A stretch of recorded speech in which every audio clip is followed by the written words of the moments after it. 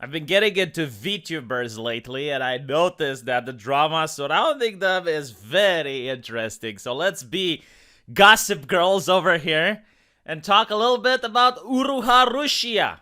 Why is she important? Well, she is the top super chat earner on the YouTube platform. So not just from the VTubing community, but from the entire world. Now, what you need to understand about VTubers is some of them, like Uruha, are part of a corporation. In this case, it's Hololive. So Hololive is a Japanese company which goes out and tries to find talent.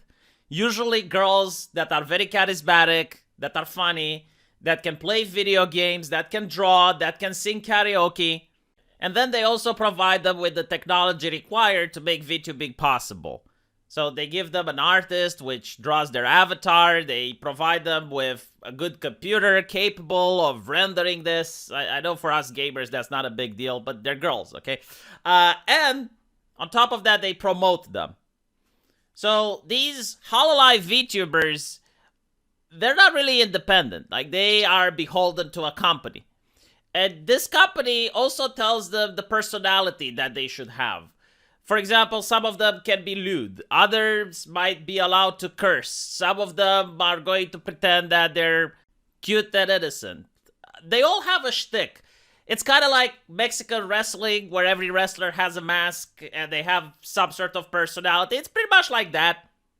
And the reason this is important is that Uruha's personality really plays into this drama. You see, she was the virtual girlfriend that you can buy. Like, this was her entire shtick, and she was pretending that she doesn't have any boyfriend in real life, and all her merchandise was appealing to this demographic. Now, I do think that this is evil corporatism, but if there are some thirsty young men which want you to take their money, and this is what they desire, well, hey, you know, capitalism. But unfortunately, all of this came to an end. And it all happened on this stream here. And as you can see from her facial expression, her limbic system just caught on to the fact that her entire career is most likely over. Because she got a Discord message which the entire world could see. And in this Discord message, there was another popular artist from Japan by the name of Mafu Mafu. And Mafu Mafu said, in a roughly translation, that he is about to come home. Big yikes. Big yikes. Because on the internet, people were already suspecting that she and Mafu Mafu are dating. And as you know, the autism of the internet is absolutely endless. So people started looking up into it. And they started comparing various teacups and silverware and plates, trying to demonstrate that Mafu Mafu and Uruha are living together. And I seen the pictures. I gotta say, they did a more thorough job than the FBI and the CIA put together. It's very difficult to deny what is in front of your eyes. Now, at this point, the story of woe and despair reaches a crossroad. On one hand, you have the thirsty guys that are in absolute shock and despair, realizing that Uruha has a boyfriend. And on the other more mysterious road that few people talk about are the thirsty women that are realizing that Mafu Mafu has a girlfriend. And there is a lot to talk about that as well, but I think I'm going to have a separate video in which we're going to discuss that because it's very interesting. With that said, let's go back to the topic at hand. The corporation decided to try and do a little bit of damage control. And they did the same thing that corporations in the West do. They're going to claim that this is dangerous harassment, and they're going to protect the VTuber, their asset, from harassment on the internet. In reality, we all know that they're not upset about mean things on the internet. In fact, that's a good thing because it drives traffic. I mean, the YouTube algorithm doesn't care if you're getting a mean comment or a good comment. It's still interaction.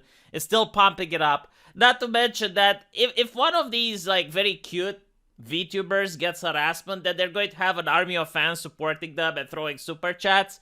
So, from a business standpoint, you don't really care. The reason they started caring was that people were unsubscribing.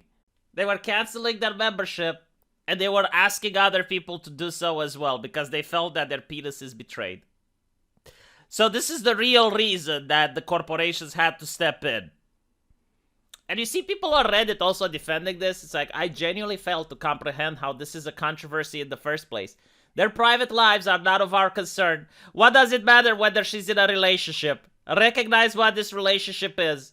We are an audience member with no real personal connection. Yeah, but like, again, the problem were the people sending her mean tweets. The problem were the people stopped sending her money. And as you pointed out, how is this a controversy in the first place? What people do with their own money is their business. Especially since that, again, they felt betrayed because she said that she is single. And people actually believed her. I do have to shame the people as well, by the way. If you're on the internet and you find a female streamer, you should always assume, beyond any shadow of a doubt, that she has a boyfriend. And all the money you're giving her is going to be shared with her boyfriend. In fact, even if you had an astronomically low chance, lower than winning the lottery, but a chance nonetheless, to see her in real life and start a relationship. Like, let's assume she's got like 5 or 10 subscribers and you're the 11th, and you just happen to realize that you two live next to each other. The moment you gave her a super chat, the moment you have clicked that send, your chances are over. Because she is going to put you into the place of the pay piggy. Like, she is going to look at you as a desperate, thirsty man, and you're not ever going to get out of that box.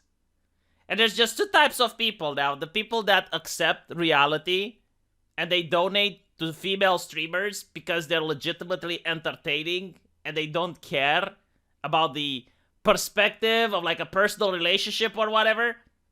And then there's the people that are morons.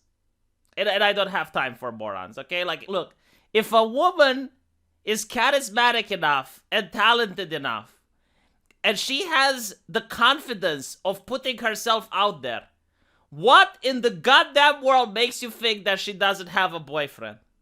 Why are you like that? What, like, at what point? Just tell me. Just tell me so I can understand. Do you think you're the only one that likes her? Especially when she's on the internet and she's like a popularity on the level of Uruha Rushia. I genuinely don't understand. I don't get these people, but whatever, you know. Suffice to say is that, well, they have a right to give women like this money, and they also have a right to take money away. It's how the internet works. So today, Uruha has been terminated. Now, why this is interesting is that usually when a VTuber gets terminated, the company has this thing called graduation. It's absolutely horrible. So graduation means that they're getting fired, but they still have like a graduation stream where everyone is crying and everyone is hugging. It's kind of like when Coco graduated. And it's a good opportunity for the company to milk more super chats. But in this situation, we don't have a graduation. We have a termination. And not only that, usually when companies terminate someone, they give like some PR bullshit and they say, well, we decided to part ways. Like they have other things to do and blah, blah, blah, blah, blah. But now we don't get to even see that.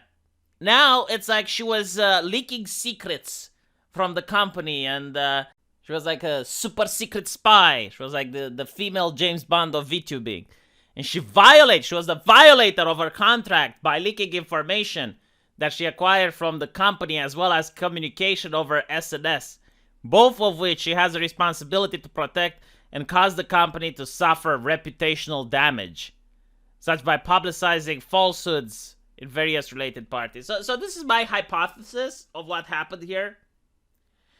It's kind of difficult right now to throw her under the bus because they already established the narrative that trolls are attacking her. So if the company goes like, oh, well, you know, we don't care, we're going to kick her out anyway. I mean, you're legitimizing the trolls, aren't you? Especially when there's a lot of white knights that are like, oh, what she's doing in her free time, it's her business, blah, blah, blah, right? So you don't want to do that. So what you can do, the next step, is to do a termination for breach of contract.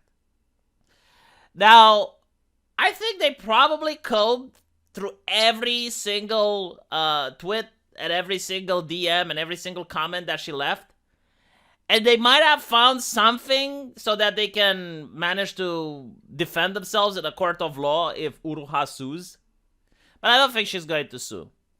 So what she's going to do is to start another channel. But considering the fact that her entire shtick was this, I'm a very attractive girl online, and I can be your waifu, and I can pretend to be your girlfriend, and buy my merchandise, which is like a wedding ring, and all of that nonsense.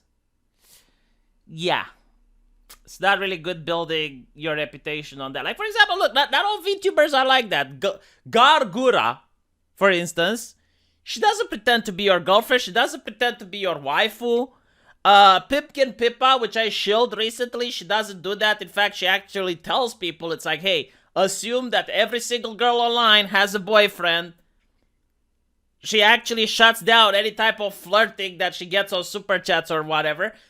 And that's a smart thing to do. I don't think this is a sensible business strategy. Sure, you might be the #1 super chatter, but it's not sustainable. You're not going to be able to push this on the long run. I mean, imagine, like, let's say you're a 25-year-old woman, and you decide to do this, right? Like, you decide to go on the internet, and you're trying to be sexually appealing. You're this internet succubus, right? Like, eventually, 10 years from now, like, people are going to be like, okay, well, hold on a little bit, she's 35. Like, why are we still here? Why can't we go to this other 18-year-old girl, right? So, it doesn't work. It's not sustainable. What is sustainable is being funny, being talented, being good at playing video games, being good at singing karaoke, like, entertaining people. That's what's going to actually give you sustainability. And if it just so happens that, oh, well, the company terminates your account, I mean, you can go somewhere else. I can tell you, like, Gura, even 20 years from now, if she keeps it up, like, she's going to be entertaining no matter what. So that's my take on all this. Let me know what you guys think, and I'll see you in the comment section. Take care.